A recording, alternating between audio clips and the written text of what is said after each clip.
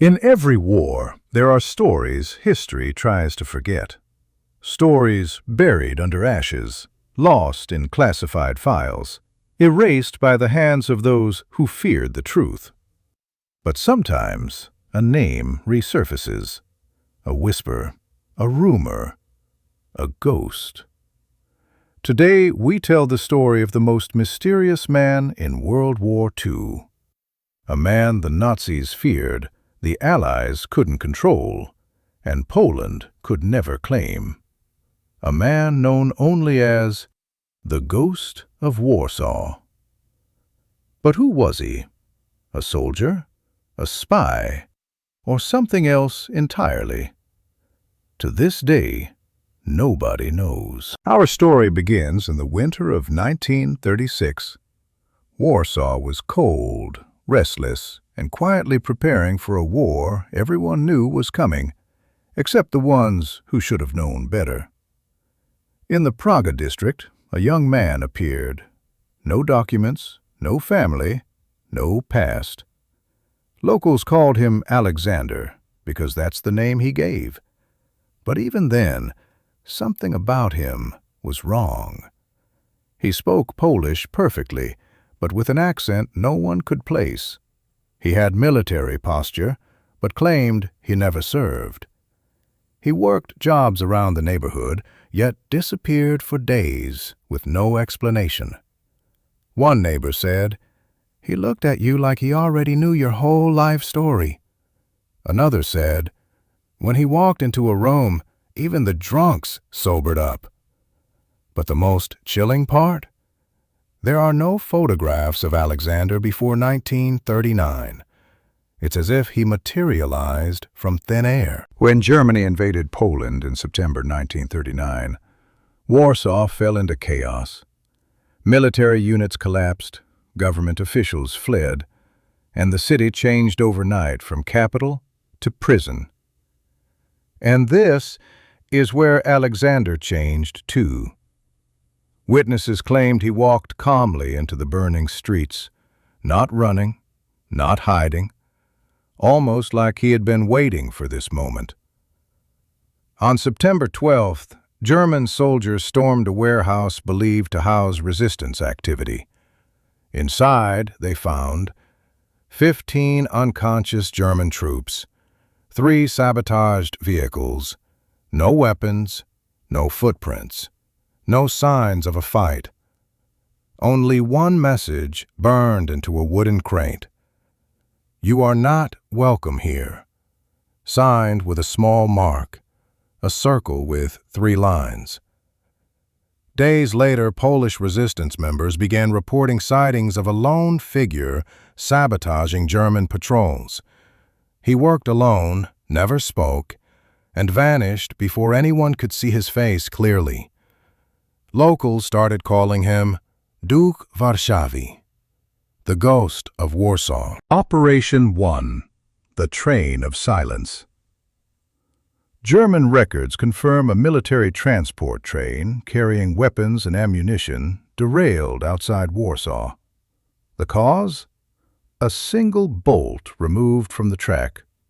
No explosives, no trace, no suspect. A German officer wrote, "This was not sabotage. This was a message." Operation 2, the Vanishing Convoy. A convoy of 5 German trucks disappeared on a foggy night, completely gone. 2 days later, villagers found the trucks in a forest, empty, engines cold, soldiers tied and gagged. A note was pinned to the lead truck. "Turn back."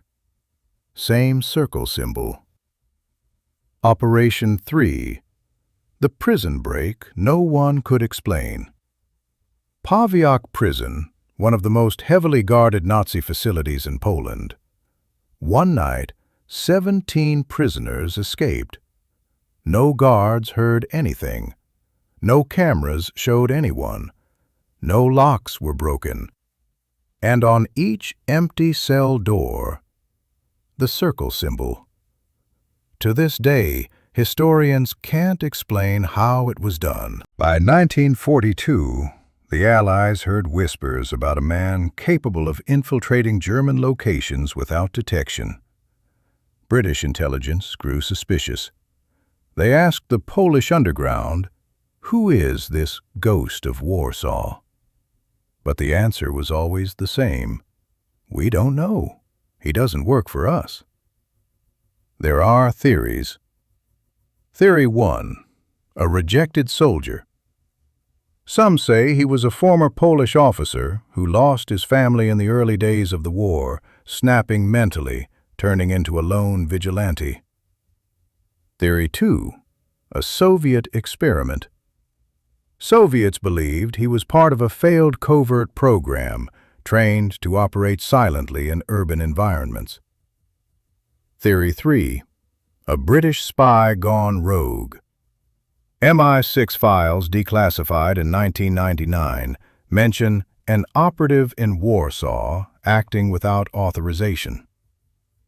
Theory 4. He wasn't one man at all.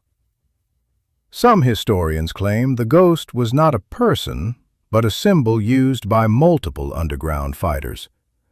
But if that were true, why were all sightings described the same?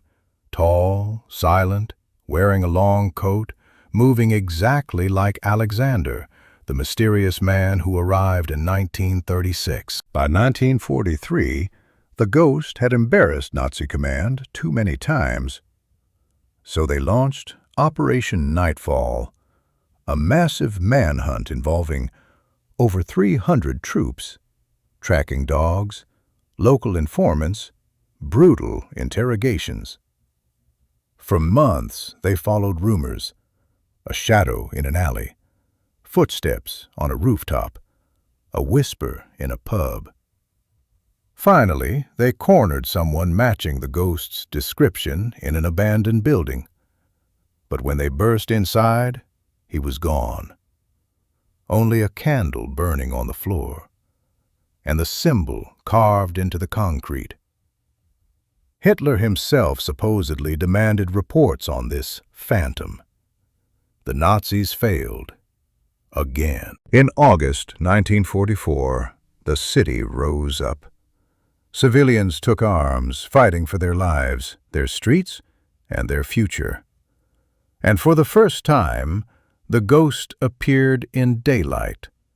Multiple witnesses claimed he led small resistance groups, appearing at the worst battles only long enough to turn the tide, then vanishing. One survivor said, "He moved like he knew exactly where bullets would land.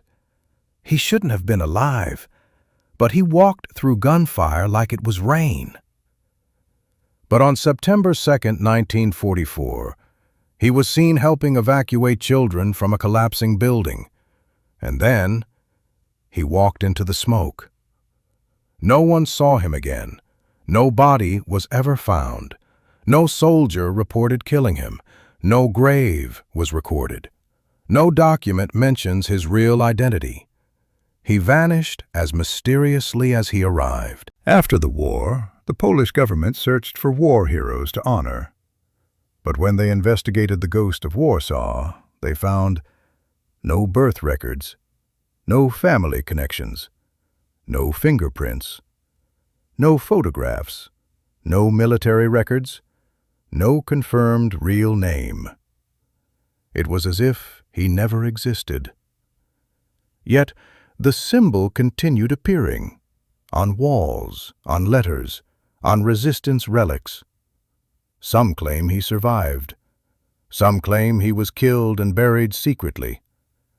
Others believe he was never human at all, just a myth born from hope and fear. But witnesses swear he was real, flesh and blood, breathing, fighting, saving lives. To this day, Warsaw occasionally sees graffiti of the circle symbol, always unsigned, always mysterious. And so the legend lives on, the Ghost of Warsaw, the man history couldn't identify, and the one enemy the Nazis could never capture.